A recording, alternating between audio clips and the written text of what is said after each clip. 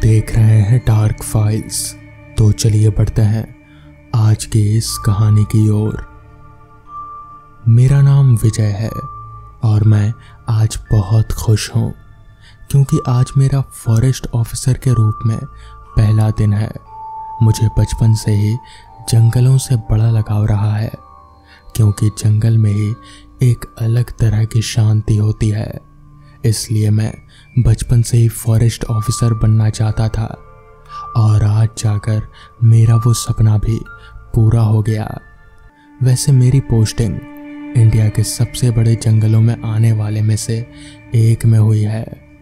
मैं आज जैसे ही अपनी ड्यूटी पर गया तो मुझे पता चला कि मुझे दिन की टाइमिंग वाली शिफ्ट में रखा गया है और मेरा सरकारी कमरा जो मुझे वन विभाग की तरफ से मिला है वो वन विभाग की चौकी से लगभग 1 किलोमीटर की दूरी पर ही था। ड्यूटी ज्वाइन करने के कुछ घंटे बाद मैं अपने कुछ साथियों के साथ जंगल की पेट्रोलिंग के लिए निकल गया और आज पूरा दिन इसी सब में बीत गया। फिर उसके बाद शाम को वन विभाग की गाड़ी ने मुझे अपने कमरे तक छोड़ दिया। फिर उसके बाद मैं कमरे के अंदर गया और अपना सामान वगैरह रखा। फिर जब तक मैंने खाना बनाकर खाया तब तक काफ़ी रात हो गई थी, इसलिए मैं सीधा अपने कमरे पर जाकर अपने बिस्तर पर लेट गया और लेटे लेटे ही पता नहीं कब मेरी आंख लग गई। फिर उसके बाद पता नहीं जाने कितनी देर बाद मेरी आंख खुली तो मुझे खिड़की से बाहर किसी के रोने की आवाज़ बहुत तेज आ रही थी। आवाज़ सुनकर मैं अपने बिस्तर पर उठकर बैठ गया, पर बैठे बैठे यही सोच रहा था कि इतनी रात में कौन हो सकता है जो इतने बड़े जंगल में रो रहा है। पर उसके बाद मैंने सोचा क्या पता कहीं किसी को मदद चाहिए हो। यही सोचकर मैं अपने बिस्तर पर से उठा और खिड़की के पास जाकर बाहर देखने की कोशिश करने लगा। पर मैंने जैसे ही बाहर देखा तो बाहर कुछ भी नहीं दिख रहा था क्योंकि बाहर बहुत अंधेरा था। उसके बाद मैं जैसे ही पीछे अपने बिस्तर की तरफ मुड़ा तभी वो रोने की आवाज़ और तेज आने लगी। फिर उसके बाद मैंने सोचा चलो एक बार बाहर देख कर ही आता हूँ, कहीं सही में किसी को मदद तो नहीं चाहिए। इतना बोलकर मैंने अपने बैग से टॉर्च निकाला और अपने घर से बाहर निकल घर के पीछे की तरफ जाने लगा। अंधेरी रात थी और मैं जैसे जैसे चल रहा था वैसे वैसे मेरे चलने की वजह से जंगल का सन्नाटा टूट रहा था क्योंकि मेरे पैरों के नीचे सूखे पड़े पत्तों की आवाज़ आ रही थी। फिर उसके बाद मैं चलते चलते जैसे ही अपने घर के पीछे पहुंचा तो वो रोने की आवाज़ अब मुझे काफ़ी तेज साफ साफ सुनाई देने लगी। घर के पीछे पहुंचते ही मैंने ज़ोर से आवाज़ लगाई, कौन है वहाँ पर? पर मेरे इतनी ज़ोर से बोलने के बाद भी किसी ने कोई जवाब नहीं दिया। पर वो जो कोई भी था वो लगातार रोए जा रहा था। फिर उसके बाद मैं थोड़ा और आगे की तरफ जाने लगा। मैं जैसे जैसे आगे जा रहा था वैसे वैसे आवाज़ भी लगा रहा था। मैं बोल रहा था, अरे कोई है तो मुझे जवाब दो, डरो मत, मैं तुम्हारी मदद के लिए यहाँ पर आया हूँ। पर मेरे इतना कुछ बोलने के बाद भी किसी ने कोई जवाब नहीं दिया। फिर उसके बाद मैंने अपने आप से ही कहा, अब कोई भी हो सकता है, मुझे क्या, मैं तो मदद ही करना चाहता हूँ, पर कोई जवाब ही नहीं देगा तो मदद करूँगा कैसे? और ऊपर से यहाँ इतना अंधेरा है कि टॉर्च की रोशनी में भी नहीं दिख रहा कुछ। इतना बोलकर जैसे ही घर वापस जाने के लिए हुआ कि तभी मैंने अपनी टॉर्च की रोशनी में देखा मुझे थोड़ी ही दूरी पर एक लड़की बैठी हुई दिखी और उसी की ही रोने की आवाज़ इतनी देर से आ रहे थे। उसे देखने के बाद मैंने उससे पहले ही वहीं खड़े खड़े आवाज़ लगाई और ज़ोर से कहा, कौन है आप और क्या हुआ है आपको? मेरे इतना बोलने के बाद उस लड़की ने अपना सिर ऊपर कर मेरी तरफ देखा फिर उसके बाद उसने फिर से अपना सिर नीचे करके रोने लगी। मुझे ये देखकर बड़ा ही अजीब तो लगा, पर मैंने फिर से आवाज लगाई, अरे कौन है आप और क्या हुआ है? मेरे इतना बोलने के बाद उस लड़की ने फिर अपना सिर ऊपर करा और बिना कुछ बोले सिर नीचे कर रोने लग गई। फिर उसके बाद मैंने सोचा, क्या पता सच में कोई ज़रूरत हो, एक बार पास जाकर देखता हूँ। इतना बोलकर मैं उसकी ओर जाने लगा और फिर उसके पास जाकर मैंने फिर कहा, आप ठीक तो हैं और क्या हुआ आपको? मेरे इतना बोलने के बाद उस लड़की ने फिर अपना सिर ऊपर करा और अपने हाथ को ऊपर करके इशारा करे और रोते हुए कहा, वो। इतना बोलकर वो लड़की अपना सिर नीचे कर फिर से रोने लगी, पर जिस तरफ उसने इशारा किया था उसके बाद मैंने जैसे ही उस तरफ देखा तो मेरी आंखें फटी की फटी रह गईं और मेरे अंदर दौड़ता खून मानो जम सा गया, क्योंकि मैंने देखा जिस तरफ उस लड़की ने इशारा करा था उस तरफ उसी लड़की की लाश पड़ी हुई थी। ये देखकर तो मेरे हाथ पैर डर के मारे कांपने लगे थे। फिर उसके बाद मैंने जैसे ही उस लड़की की तरफ देखा तो मानो मुझे ऐसा लगा जैसे मेरा दिल अभी छाती फाड़ कर बाहर आ जाएगा, क्योंकि जैसे ही मैंने उस लड़की की तरफ देखा वैसे ही मेरी दिल की धड़कन अपनी दुगनी रफ्तार में चलने लगी, क्योंकि मैंने देखा कि उस लड़की का चेहरा अब एकदम भयानक सा हो गया था।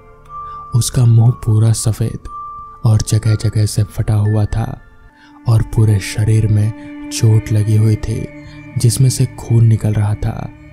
मैं उस लड़की को खड़े खड़े डरते हुए देख ही रहा था। तभी मुझे ऐसा लगा जैसे किसी ने मेरे कंधे पर पीछे से हाथ रख दिया हो।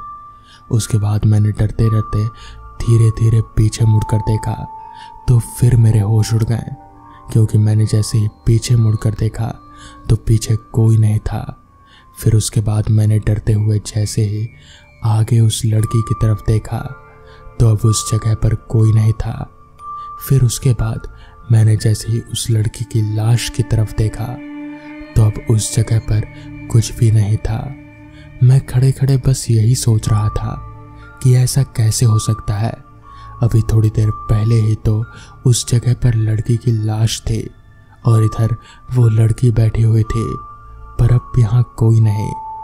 फिर उसके बाद मैंने वहाँ बिना समय गवाए तुरंत अपने कमरे की ओर भागने लगा और सीधा अपने कमरे में जाकर ही रुका। उस पूरी रात मुझे नींद नहीं आई। अगली सुबह मैंने अपने साथियों से इस बारे में बात की तो उन्होंने कहा कि ये जंगल है, यहाँ ऐसी चीज़ें होती रहती हैं और कोई भी आवाज़ सुनकर घर से बाहर मत निकल जाना। तो दोस्तों, ये थी आज की पहली कहानी। तो चलिए बढ़ते हैं आज की दूसरी कहानी की ओर। शाम के 7 बजे जैकेट और टोपी पहनकर ठंड में मैं अपने घर से बाहर निकला तो बाहर निकलते ही चल रही ठंडी ठंडी हवाओं ने मुझे ऊपर से लेकर नीचे तक हिला कर रख दिया। ऐसा हो भी क्यों ना, दिसंबर का आखिरी हफ्ता जो चल रहा था। खैर, अपने दोनों हाथों को मलते हुए मैं सीधे रमेश काका की चाय की दुकान पर गया तो वहां पहुंचते ही मैंने देखा कि बिरजू काका भी पहले से ही रमेश काका की चाय की दुकान पर बैठकर चाय पी रहे हैं। मैं भी रमेश काका की दुकान पर जाकर चाय पीने लगा। सर्दियों के मौसम में चाय पीने का मज़ा ही कुछ और है, जिसे मैं शब्दों में बोलकर बयां नहीं कर सकता। खैर, अभी मैं चाय पी ही रहा था कि तभी मुझे ढूंढता हुआ मेरा एक दोस्त करण वहां आ पहुंचा। करण मुझे रमेश काका की दुकान पर चाय पीता देख भी मेरे पास आकर खड़ा हो गया और इस पर मेरे करण से कहा, यार करण, तुझे चाय नहीं पीनी क्या? इस पर करण ने जवाब दिया, अरे यार, मैं अभी अभी घर से चाय पीकर ही आया हूँ। कि तभी मैंने करण से कहा, यार करण, काफ़ी दिन हो गए, बिरजू काका ने हमें कोई कहानी नहीं सुनाई। आज मौसम भी काफ़ी रोमांचक है, तो क्यों ना आज बिरजू काका से कोई कहानी सुनी जाए।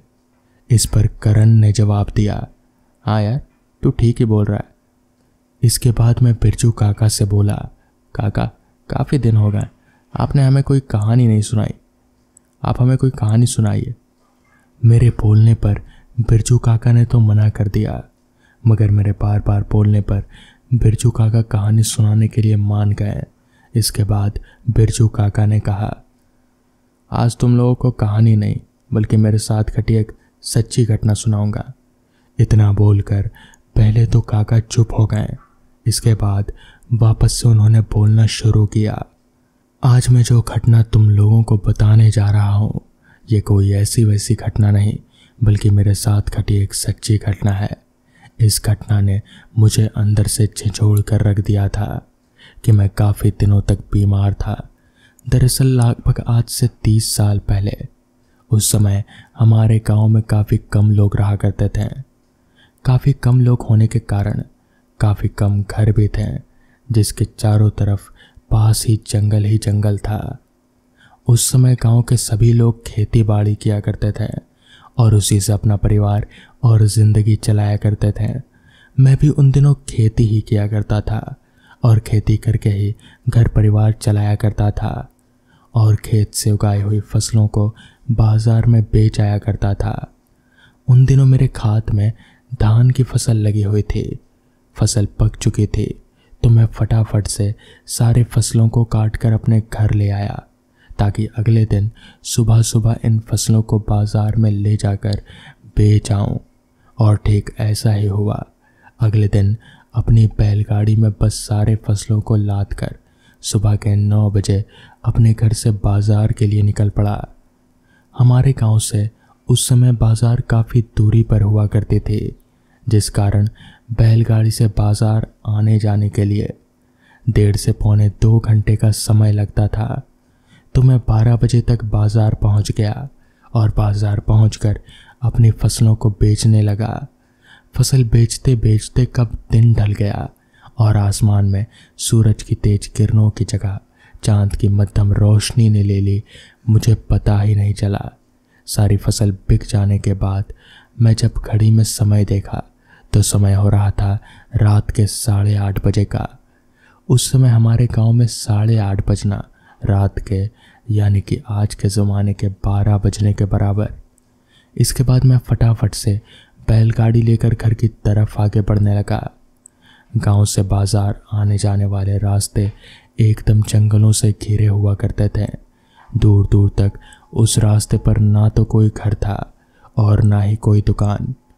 उन दिनों हमारे घर में बिजली को भी कोई सुविधा नहीं हुआ करती थी, जिस कारण सूरज डूबने के बाद चारों तरफ अंधेरा ही अंधेरा छा जाता था। ऊपर से शायद अमावस की रात थी वो, क्योंकि आसमान में चांद का भी कोई अता पता नहीं था।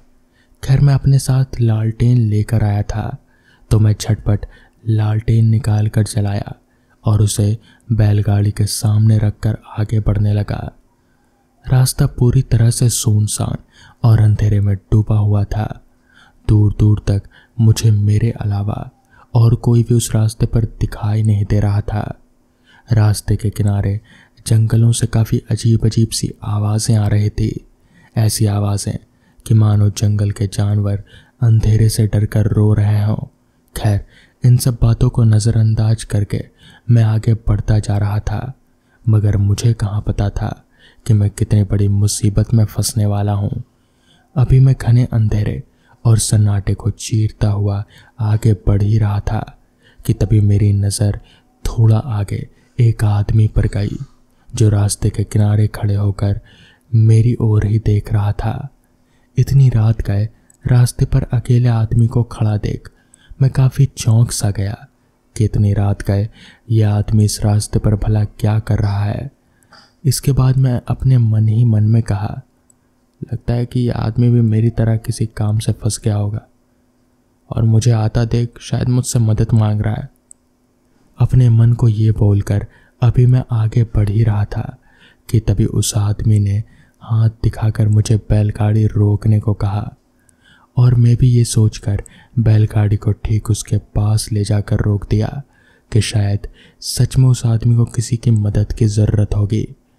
मेरे बैलगाड़ी रोकते ही उस आदमी ने कहा, भाई साहब, क्या आप मुझे आगे तक छोड़ देंगे? उस आदमी के मुंह से ये सुनते ही मैंने कहा, हाँ छोड़ दूंगा, आप बैठ जाइए। मेरे इतना बोलते ही वो आदमी मेरे बैलगाड़ी में चढ़कर बैठ गया। उस आदमी के बैठते ही मैं बैलगाड़ी आगे बढ़ाने लगा। आगे बढ़ते हुए मैंने उस आदमी से पूछा, भाई साहब, आप इतनी रात को इस रास्ते पर अकेले क्या कर रहे थे? इस पर उस आदमी ने बताया, वो मैं शहर गया था किसी काम से, वापस लौटते लौटते रात हो गई और पैदल लौट रहा था, तभी आपको देखा तो सोचा कि आप मदद कर देंगे थोड़ी। इसके बाद मैंने उस आदमी से पूछा, अच्छा भाई साहब, आप रहते कहाँ हैं? मेरे ये पूछने पर उस आदमी ने जवाब दिया, मैं गांव के शमशान के पास रहता हूँ। उस आदमी की ये बात सुनकर मैं थोड़ा चौंक सा गया, क्योंकि गांव के शमशान के पास तो कोई भी घर नहीं है, तो भला यह आदमी कहाँ रहता है? ये बात बस ज़्यादा देर तक मैं अपने जहन में रख नहीं सका और उस आदमी से कहा, गांव के शमशान के पास तो कोई घर नहीं है, तो आप कहाँ रहते हैं? मेरे ये पूछने पर वो आदमी ज़ोर ज़ोर से हंसने लगा। उस आदमी को इतनी ज़ोर से हंसता देख मैं जैसे ही पीछे उस आदमी की ओर मुड़ा तो मेरा पूरा शरीर सुन्न सा पड़ गया और मेरे हाथ पैर जम गए, क्योंकि उस आदमी का चेहरा पूरी तरह सफ़ेद था और उसकी आंखें बाहर की ओर लटक रही थी। ये देखकर मैं समझ गया कि यह आदमी भूत है और यह सच में शमशान में ही रहता होगा। अभी मैं सोच ही रहा था कि तभी उस भूत ने कहा, अब तुम भी मेरे साथ शमशान में ही रहोगे। और इतना बोलकर उस भूत ने एकदम से मेरा गला पकड़ लिया। उसने मेरा गला इतनी ज़ोर से पकड़ा था कि मैं ज़ोर ज़ोर से छटपटा रहा था। मुझे कुछ समझ नहीं आ रहा था कि मैं क्या करूं, मगर मैं इतना ज़रूर जानता था कि मेरे बचने की उम्मीद बहुत कम है। अभी मैं मरने ही वाला था कि तभी मैं ज़ोर ज़ोर से हनुमान चालीसा का पाठ पढ़ने लगा, जिससे उस भूत ने एकदम से मेरा गला छोड़ दिया। इसके बाद मैं जल्दी जल्दी बैलगाड़ी भगाकर अपने घर चला आया। तो इस तरह से उस रात मेरी जान बच गई।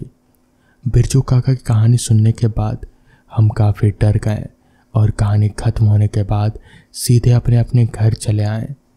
तो दोस्तों, ये थी आज की पहली कहानी। तो चलिए बढ़ते हैं आज की दूसरी कहानी की ओर।